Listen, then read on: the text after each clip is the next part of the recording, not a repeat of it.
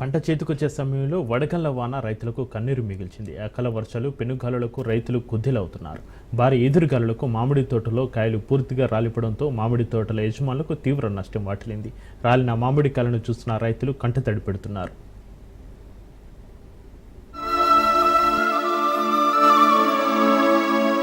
ప్రకృతి వైపరీత్యాల వల్ల రైతులు కనివిని ఎరుగని నష్టాలను చవిచూస్తున్నారు. నంద్యాల జిల్లా ఆత్మకూరులో ఇటీవల కురిసిన అకాల వర్షం రైతులను భారీగా దెబ్బతీసింది. వర్షంతో పాటు ఈదురుగాలులు బీభత్సం సృష్టించాయి. పెనుగాలుల ధాటికి సుమారు 45 ఎకరాల్లో మామిడికాయలు రాలిపోగా మామిడి చెట్లు నేలకూలాయి. దీంతో ఆరుకాలం కష్టించిన మామిడి సాగు రైతులకు అపార నష్టం కలిగించింది. భారీ నష్టం కలిగించింది. ఒక చెట్టు పెద్ద చెట్టు పడిపోయింది. ఒక 3 చెట్లు వంగినాయి. అది పడిపోయిన దిశలో వస్తున్నాయి. ఆ గాలి వానకి 2 టన్నులు అంటే 2000 కేజీలు నష్టం వాటిల్లింది. ఒక కేజీ చూసి మనము 150, 120, 130 లెక్క అమ్ముతాము. 2 లక్షల పైగా మనకు ఆస్తి నష్టం కలిగింది. ప్రభుత్వం వారు కొంచెం సాయం చేస్తే బాగుంటుంది కౌలు రైతుకని మేము ఆశిస్తున్నాము. చాలా బాధతో ఉన్నాం అందరం మేము. వాన దెబ్బకి మనం మేము అమ్ముకోలేకపోయినాము. చిన్న కాయలు కూడా పడిపోతే మాకు ఇంకా భారీ నష్టం. అది లావు కాయలు పడిపోయినాయి, చిన్న కాయలు కూడా పడిపోయినాయి. ప్రభుత్వం వారు మా పెద్ద ఉంచి సాయం చేస్తారని ఆశిస్తున్నాం.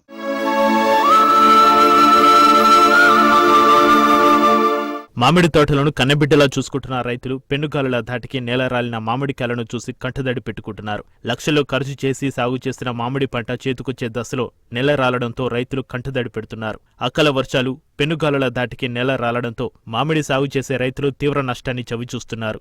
ఈ గాలివాన వల్ల మనకు 5 టన్నుల సరుకు రాలిపోయింది. మనకు కనీసం అంటే టన్నుకు 20,000, 30,000 వేసుకున్నా 50,000 టన్ను పోతుంది సరుకు. మనకు సుమారు 4 లక్షల ఆస్తి నష్టం మనకు జరిగింది. కొన్ని చెట్లు కానీ సజీవంగా పడిపోయినాయి, కొమ్మలతో సహా ఇరిగిపోయినాయి.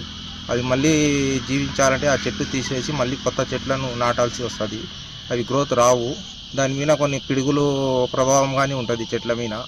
అందువల్ల మనకు పంట చాలా తీవ్రత నష్టం ఉంది. దయచేసి మా రైతులకు ఆదుకోండి. మా పంట తోటలు చాలా మంది ఈ సైడ్ అంతా పంటలు నాశనం అయిపోయాయి.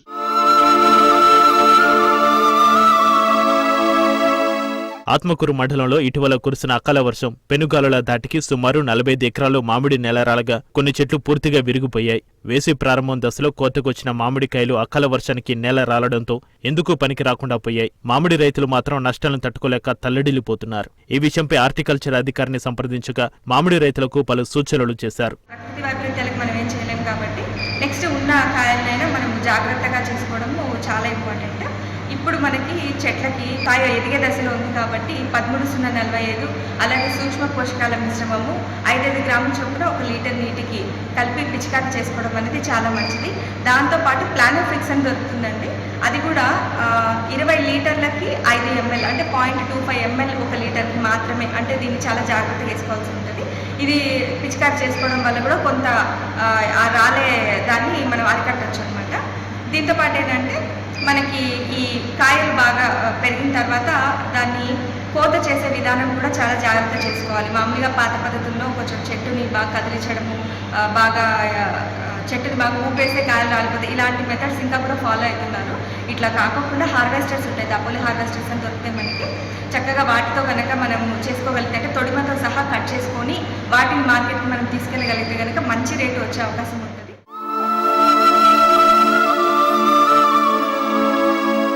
తీవ్రంగా నష్టపోయిన మామిడి రైతులు ప్రభుత్వం తమని ఆదుకోవాలని గోడును వెళ్లబోసుకుంటున్నారు. మామిడి తోటలను సాగు చేసుకుంటున్న రైతులు తమకు నష్టపరిహారం అందించి ఆదుకోవాలని ప్రభుత్వాన్ని విజ్ఞప్తి చేస్తున్నారు.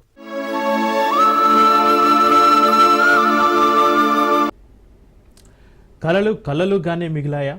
ఆశలు నెరవేరడానికి ఇంకా ఎదురు చూడాల్సిందేనా? అలాగే కనిపిస్తుంది వేరే రైతుల పరిస్థితి. గోదావరి జలాలు తమ ప్రాంతానికి వస్తాయని, సాగర్ ప్రాజెక్టు ద్వారా నీరు రాకున్నా ఇబ్బందులు ఉండవని వేరే ప్రాంత రైతులు ఎన్నో కలలు కన్నారు. ఉమ్మడి రాష్ట్రంలో సాధ్యం కాని సీతారామ ప్రాజెక్టు కాంగ్రెస్ అధికారంలోకి వచ్చాక రూపుదాల్చడంతో 6 నెలల్లోనే నీరు అందుతుందని ఆశపడ్డారు. యాసంగిలోనే కాక వేసవిలోనూ తాగునీటికి డోకా ఉండదని భావించారు. అయితే ఎన్కూరు లింక్ కెనాల్ నిర్మాణం పూర్తయినా వేరే రిజర్వాయర్కు నీరు చేరకపోక ఇతర ప్రాంతాలకు మళ్లించడంతో వేరే ప్రాంత రైతు కలలు కలలుగానే మిగిలాయి.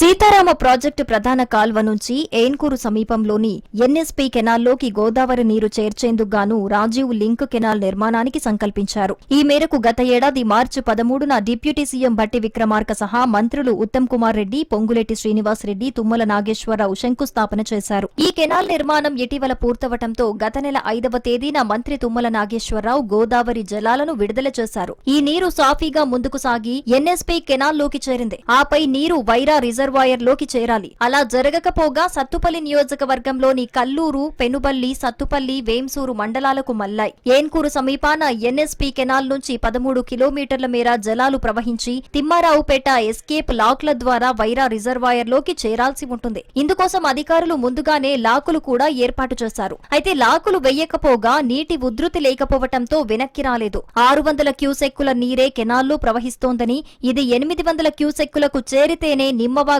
ద్వారా వైరా రిజర్వాయర్ కు గోదావరి జలాలు వస్తాయని అధికారులు చెబుతున్నారు. దీంతో ఇది ఎప్పుడు జరుగుతుందనే ప్రశ్న రైతులను వేధిస్తోంది.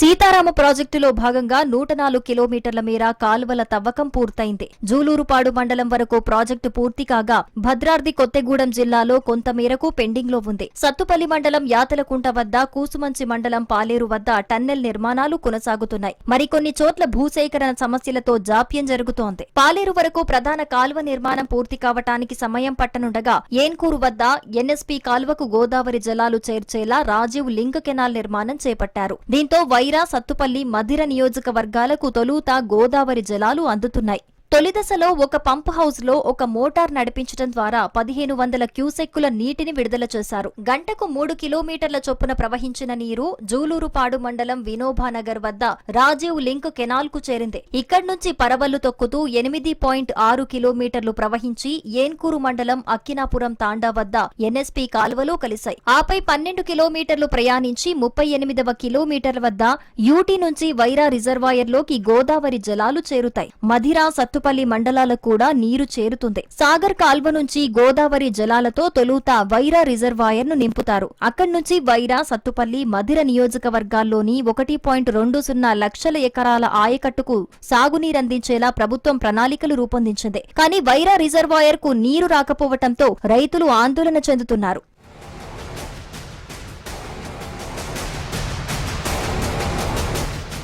ఎండలు పెరుగుతూ ఉండటంతో రిజర్వాయర్లో నీరు అడుగంటుతూ ఉండగా సాగర్ జలాలను వారుబంది విధానంలో విడుదల చేస్తున్నారు. కనీసం గోదావరి నీరైనా వస్తోందని, తద్వారా 1,00,000 ఎకరాలకు సాగునీరు, 16 మండలాలకు తాగునీటి సరఫరాలో ఇబ్బందులు ఉండబోవని భావిస్తే అందుకు విరుద్ధమైన పరిస్థితులు నెలకొనటం గమనార్హం. వైరా రిజర్వాయర్లోకి గోదావరి జలాలు చేరితే 2 పంటలు పండుతాయని ఎదురుచూశారు. అయితే ప్రభుత్వం మారినా వైరా రిజర్వాయర్లోకి గోదావరి జలాలు రాలేదని రైతులు వాపోతున్నారు. పంపులు ఆన్ చేశారని చెప్పినా మా రిజర్వాయర్ వైపు నీరు రాకపోగా కారణాలు ఎవరూ చెప్పటం లేదని ఆందోళన చెందుతున్నారు. వైరా ఎమ్మెల్యే మాలోతు రామదాసు నాయక్ మాత్రం త్వరలోనే గోదావరి నీళ్లు వస్తాయని, వైరా రిజర్వాయర్లోకి గోదావరి నీళ్లు తప్పక చేరుతాయనంటున్నారు. రైతులెవరూ ఆందోళన చెందొద్దని, పూర్తి బాధ్యత తానే తీసుకుంటానని చెబుతున్నారు. అతి త్వరలోనే రిజర్వాయర్లోకి గోదావరి జలాలు చేరటం ఖాయమని చెబుతున్నారు. యాసంగి పంటలు చివరి దశకు చేరగా నీటి ఎద్దడితో ఇబ్బందులు పడుతున్నారు రైతులు. ఇటు తాగునీరుకు సైతం ఇబ్బందులు ఏర్పడే పరిస్థితి నెలకొనే అవకాశం లేకపోలేదని రైతులు వాపోతున్నారు. మరి వేసవి నేపథ్యంలో అధికారులు రిజర్వాయర్ ను నీటితో నింపి తాగునీటి కష్టాలు లేకుండా చూడాలని, అటు గోదావరి జలాలు కూడా అందించే చర్యలు తీసుకోవాలని కోరుతున్నారు.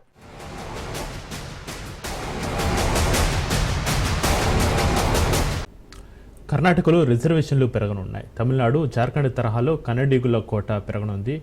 కర్ణాటక కుల జనాభా గణన నివేదిక ప్రకారం రాష్ట్ర జనాభాలో దాదాపు 70% వెనుకబడిన వర్గాల ప్రజలు ఉన్నారు. వారికి రిజర్వేషన్లను 32% నుంచి 50% పెంచాలని నిర్ణయించింది ప్రభుత్వం. సామాజిక ఆర్థిక విద్య సర్వే కుల జనాభా లెక్కల ఆధారంగా ఈ సిఫార్సు చేయబడింది. కర్ణాటకలో ఓబీసీ జనాభా 4,16,00,000కు పైగా ఉంది. వాళ్ళకు 51% రిజర్వేషన్లను కర్ణాటకలోని విద్యా సంస్థలకు విస్తరించాలని కూడా నివేదిక ప్రతిపాదించింది. తమిళనాడు, జార్ఖండ్ వంటి రాష్ట్రాలతో పోల్చి చూస్తే ప్రస్తుతం అవి వరుసగా 69%, 77% రిజర్వేషన్లు అందిస్తున్నాయి.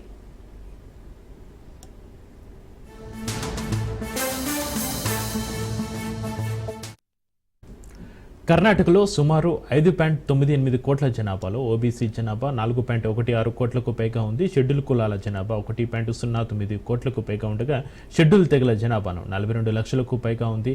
ముఖ్యమంత్రి సిద్ధరామయ్య అధ్యక్షతన జరిగిన మంత్రివర్గ సమావేశంలో సమర్పించబడిన కర్ణాటక కుల జనాభా లెక్కల నివేదిక ఇతర వెనుకబడిన తరగతుల ఓబీసీ రిజర్వేషన్లను 32% నుంచి 51% పెంచాలని సిఫార్సు చేసింది. ఇక 2020లో బీజేపీ నేతృత్వంలోని కర్ణాటక ప్రభుత్వం కుల జనాభా లెక్కల కమిషన్ చీఫ్గా జయప్రకాష్ హెగ్డేను నియమించింది. కానీ ఆ నివేదిక వెల్లడి కాలేదు. హెగ్డే ఫిబ్రవరి 2024లో సిద్ధరామయ్య ప్రభుత్వానికి తుది నివేదికను సమర్పించారు.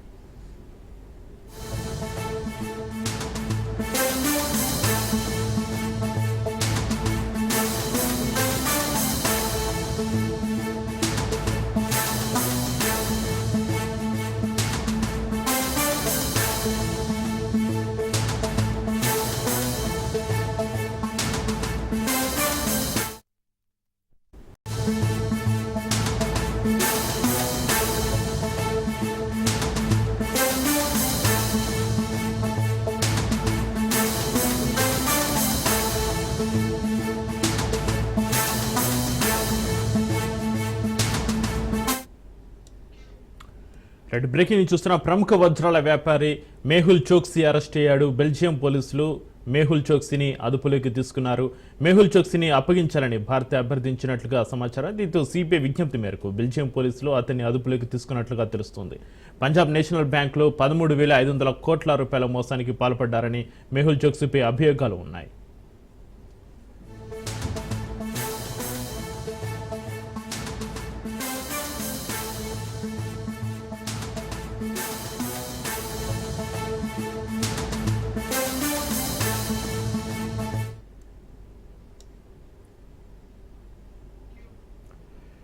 బ్యాంకులో మోసం చేసి విదేశాలకు పారిపోయినట్లుగా అధికారులు కూడా ధృవీకరించారు. అంతేకాకుండా అతడిని భారత్కు రప్పించేందుకు కేంద్ర దర్యాప్తు సంస్థలు తీవ్రంగా ప్రయత్నిస్తున్నాయి కూడా. ఈ క్రమంలో అతడు బెల్జియంలో ఉన్నట్లుగా ఇటీవల అక్కడి ప్రభుత్వం ధృవీకరించింది. దీంతో సిబిఐ అభ్యర్థన మేరకు మేహుల్ చోక్సీని అదుపులోకి తీసుకున్నట్లుగా తెలుస్తోంది.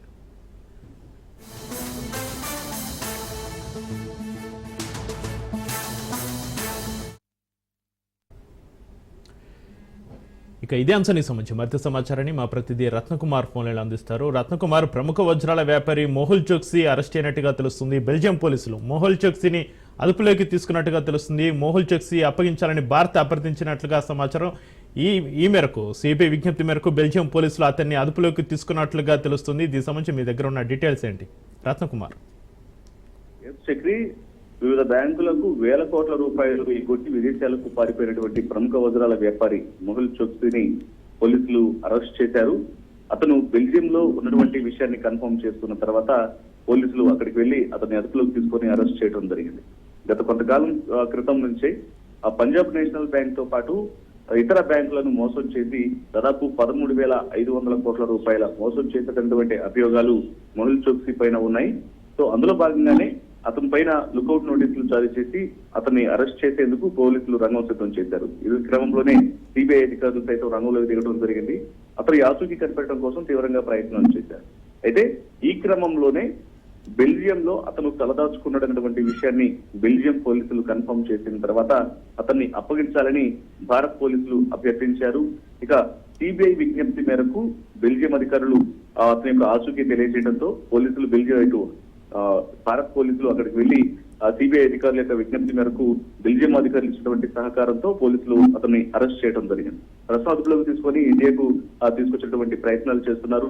ముఖ్యంగా ప్రముఖ వజ్రాల వ్యాపారిగా ఉన్నటువంటి మేహుల్ చోక్సీ గతంలో అతను వ్యాపారాల పేరుతో అనేక బ్యాంకుల నుంచి వేల కోట్ల రూపాయలను తీసుకోవడం జరిగింది. వేల కోట్ల రూపాయలను అప్పులుగా తీసుకొని వాటిని తిరిగి పే చేయకుండా బ్యాంకులకు ఎటువంటి పేమెంట్స్ అనేవి రిటర్న్స్ చేయకుండా ఎగ్గొట్టినటువంటి పరిస్థితుల్లోనే అతని మీద వరుసగా అనేక కేసులు నమోదాయి. ఇప్పుడు అతన్ని పట్టుకోవడంతో సిబిఐ అధికారులు అతన్ని అరెస్ట్ చేసి అదుపులోకి తీసుకొని విచారించేటువంటి అవకాశాలు ఉంటాయి. రత్నకుమార్, మేహుల్ చోక్సీ బ్యాంకులో మోసం చేసి విదేశాలకు అసలు ఎప్పుడు పారిపోయాడు? అతన్ని భారత్కు రప్పించేందుకు కేంద్ర దర్యాప్తు సంస్థలు ఎప్పటి నుంచి తీవ్రంగా ప్రయత్నిస్తున్నాయి? గత కొన్ని సంవత్సరాల క్రితం ఎప్పుడైతే ఈ యొక్క వరుస ఇన్సిడెంట్స్ జరిగిన తర్వాత దాదాపు 2-3 నుంచి అంతకంటే ముందు నుంచే అతను యొక్క వరుసగా కేసులు నమోదైన తర్వాత మేహుల్ చోక్సీ వరుసగా బ్యాంకుల దగ్గర నుంచి అప్పులు తీసుకున్న తర్వాత ఎప్పుడైతే దాదాపు 13,000 కోట్ల రూపాయల అప్పు అనేది బ్యాంకుల నుంచి పుట్టిందో వాటిని రిటర్న్స్ అనేవి చేయకుండా ఖాతాలకు సంబంధించి వాటన్నిటికీ ఐబీ పెట్టి ఇమీడియట్ గా పరారవడం జరిగింది. సో ఈ క్రమంలోనే పోలీసులు అతన్ని అదుపులోకి తీసుకునేందుకు రంగం సిద్ధం చేసి కేసును సిబిఐకి అప్పగించడం జరిగింది. ఇక సెంట్రల్ బ్యూరో ఇన్వెస్టిగేషన్ అధికారులు అతన్ని పట్టుకునేందుకు అప్పటి నుంచి ప్రణాళికలను సిద్ధం చేశారు. ఆ క్రమంలోనే మొదటగా కేసు ఇన్వెస్టిగేషన్ స్టార్ట్ చేసిన తర్వాత ఎక్కడ ఉన్నాడనే ఆచూకీ కూడా లేకపోవడంతో కొన్నాళ్ళ వరకు కూడా అతని యొక్క ఆచూకీ అనేది ప్రశ్నార్థకంగా మారింది. ఇక ఎప్పుడైతే బెల్జియం లో ఉన్నటువంటి విషయాన్ని అనుమానాల నేపథ్యంలోనే బెల్జియం అధికారులను కన్ఫర్మ్ చేయాలని తెలియజేసినప్పుడు అతను బెల్జియం లోనే ఉన్నాడు అనేటువంటి ధృవీకరణ బెల్జియం నుంచి వచ్చింది. సో ఈ సందర్భంలోనే వారికి ఇక్కడ ఉన్నటువంటి కేసులకు సంబంధించినటువంటి పూర్తి ఎవిడెన్స్ అన్నింటినీ సిబిఐ అధికారులు బెల్జియం పోలీసులకు అందించడంతో అతని ఆచూకీ తెలపడంతో పోలీసులు అతన్ని అదుపులోకి తీసుకొని అరెస్ట్ చేసేటువంటి అవకాశాలు ఉన్నాయి. రత్నకుమార్ ప్రముఖ వజ్రాల వ్యాపారి మొహుల్ చోక్సీ అయితే ప్రస్తుతం అరెస్ట్ అయ్యాడు. అయితే ఇతన్ని ఇప్పుడు ప్రజెంట్ బెల్జియం పోలీసులు మొహుల్ చోక్సీని అదుపులోకి తీసుకున్నారు. నెక్స్ట్ ఎప్పుడు అతన్ని ఇండియాకి తీసుకొచ్చే అవకాశాలు ఉన్నాయి? ఇండియన్ పోలీసుల యాక్షన్ ప్లాన్ ఏ విధంగా ఉంటుంది రత్నకుమార్? ప్రస్తుతం ఇప్పటికే అతన్ని అదుపులోకి తీసుకున్నట్లు మనకు సమాచారం అందుతోంది కాబట్టి ఇమ్మీడియట్ గా అతన్ని ఇవాళ సాయంత్రానికి లేదా రేపు ఈ 2 రోజుల్లోనే ఇండియాకు తీసుకొచ్చినటువంటి అవకాశాలు ఉన్నాయి. తీసుకొచ్చిన అనంతరం కేంద్ర దర్యాప్తు సంస్థ అయినటువంటి సిబిఐ మొహుల్ చోక్సీని ప్రాథమికంగా ముందు అతన్ని పోలీసులు కోర్టులో హాజరుపరిచిన సిబిఐ అధికారులు హాజరుపరిచిన తర్వాత అతన్ని కస్టడీకి తీసుకున్నటువంటి అవకాశాలు ఉంటాయి. కస్టడీకి తీసుకొని సుదీర్ఘ విచారణ చేసే అవకాశాలు కూడా ఉన్నాయి. ఎందుకంటే తను దాదాపు 13,000 కోట్ల రూపాయలు పైగానే ఎగ్గొట్టినటువంటి కేసులు అనేవి ఉన్నాయి కాబట్టి బ్యాంకులకు సంబంధించి వాటన్నిటికి సంబంధించినటువంటి డాక్యుమెంట్స్ ను కలెక్ట్ చేసి అతన్ని సుదీర్ఘ విచారణ చేసి మొత్తం ఎంత మొత్తంలో ఎగ్గొట్టాడు, ఎందుకు ఎగ్గొట్టాల్సి వచ్చింది, ఎగ్గొట్టిన తర్వాత ఏ రకంగా విదేశాలకు పారిపోయాడు, ప్రస్తుతం తను ఎగ్గొట్టినటువంటి ఆ ఖాతాలకు సంబంధించినటువంటి అమౌంట్ అనేది ఏ అకౌంట్స్ కు ట్రాన్స్ఫర్ చేశాడనేది పూర్తి వివరాలను తెలుసుకున్న తర్వాత ఆ అకౌంట్లను ఫ్రీజ్ చేసి అతని నుంచి ఆ అమౌంట్ మొత్తాన్ని కూడా రికవరీ చేసేందుకు కూడా అనేక ప్రయత్నాలు చేసినటువంటి అవకాశాలు ఉంటాయి. Right, thank you Ratnakumar.